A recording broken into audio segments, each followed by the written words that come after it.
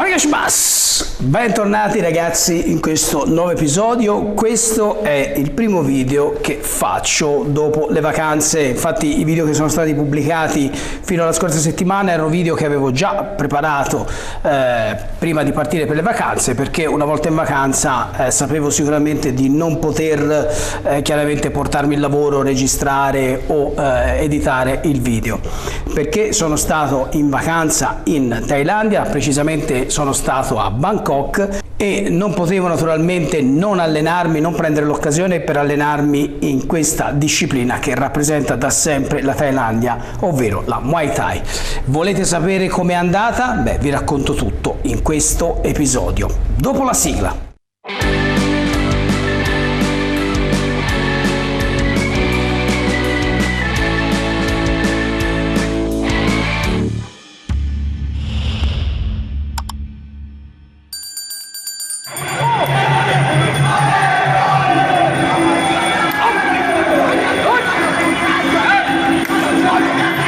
Bentornati ragazzi, se è la prima volta che capiti su questo canale, io mi chiamo Lorenzo, sono un maestro di karate, kobudo e jiu-jitsu giapponese. Questo è il mio canale dove ogni venerdì potrai vedere un nuovo video senza mai essere interrotto dalla pubblicità. Il canale infatti non è monetizzato, è 100% gratuito, fatto da un amante delle arti marziali per tutti voi amanti delle arti marziali. Mi raccomando, se volete aiutarmi a portare avanti questo progetto di parlare delle arti marziali nel modo più serio e degno che meritano, potete aiutarmi semplicemente iscrivendovi al canale, attivate la campanellina per non perdere nessuno dei miei video, lasciate like, condividete i miei video, ma soprattutto ragazzi lasciatemi un commento, perché io leggo e rispondo a tutti i vostri commenti. Questo ragazzi è un Moncon, è il tipico indumento diciamo tradizionale che i combattenti indossano prima di combattere. Come faccio sempre quando mi sposto per le vacanze, cerco sempre di trovare il modo di continuare ad allenarmi.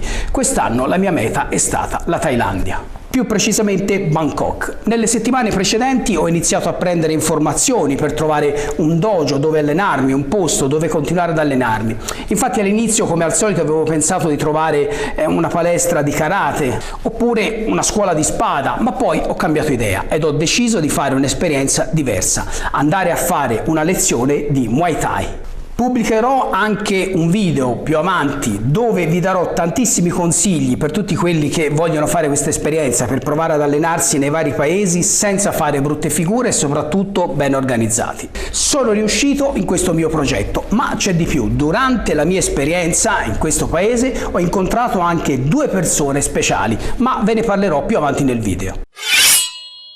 Andiamo con ordine. Come dicevo nelle settimane precedenti, ho cercato un maestro disponibile ad accettare uno straniero, cosa non scontata quando si viaggia soprattutto nei paesi asiatici. Devo dire che ho fatto però meno difficoltà di quando ho viaggiato in altri paesi. In diversi infatti mi hanno risposto subito positivamente e alla fine ho valutato e ho deciso di andare in questa scuola. La scuola è la Kongsitta Muay Thai.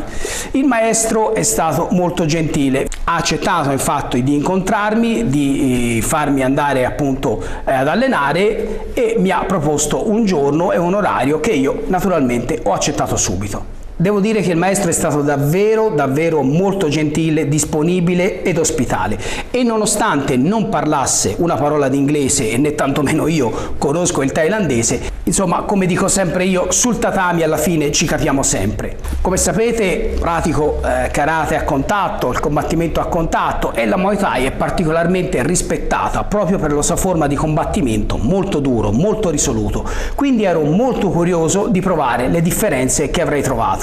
Ma non è stato così facile. Prima di tutto la scuola, che a me sembrava abbastanza vicina all'albergo dove io alloggiavo, in realtà non era raggiungibile con la metropolitana o con gli autobus, quindi ho dovuto prendere un taxi e ho dovuto fare i conti con, a parte il traffico incredibile di Bangkok, che ho rischiato veramente di non arrivare, e poi anche con la temperatura che a volte ha sfiorato i 50 gradi.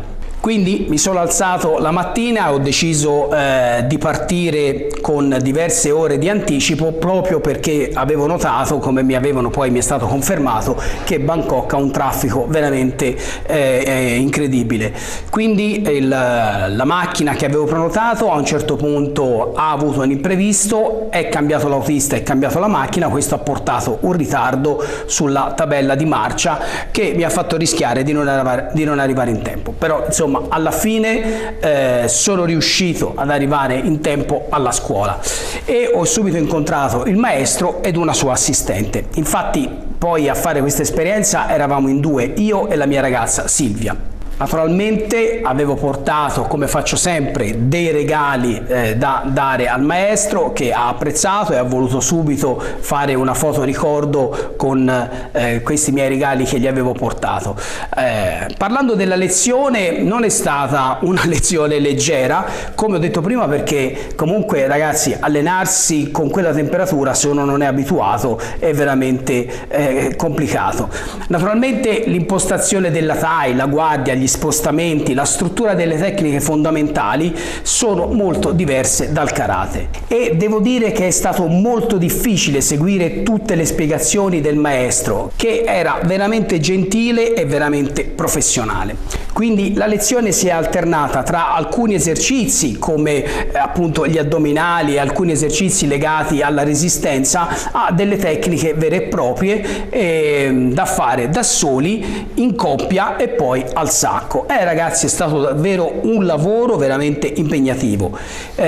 Come faccio sempre, io ho un quadernino che mi porto sempre dietro quando vado in giro nei paesi e faccio sempre scrivere qualcosa ai maestri che incontro, e il maestro e la sua assistente sono stati disponibilissimi a scrivermi un messaggio di saluto e di apprezzamento su questo quadernino. Alla fine insomma ragazzi, l'esperienza è stata davvero molto costruttiva. Ho fatto un allenamento veramente sostenuto che mi è piaciuto tantissimo, la spiegazione del maestro sulle varie tecniche è stata veramente chiara e interessante. Naturalmente, come ho detto, mi aspettavo di avere forse alcuni punti in comune con questo modo di combattere, anche e soprattutto sui calci, ma devo dire in realtà che invece la Thai sfrutta dei concetti diversi dal karate, e questo è stato veramente bello da scoprire. Alla fine insomma l'esperienza è stata, come ho detto, costruttiva, e il maestro poi mi ha consigliato di andare a vedere degli incontri di Muay Thai. Questi incontri si svolgono regolarmente in diverse parti della città, ma il maestro mi ha consigliato di andare allo stadio Lumpini. Il Lumpini, ragazzi, è un bellissimo stadio dedicato esclusivamente alla Muay Thai, dove regolarmente durante la settimana si svolgono sempre numerosi incontri di Thai.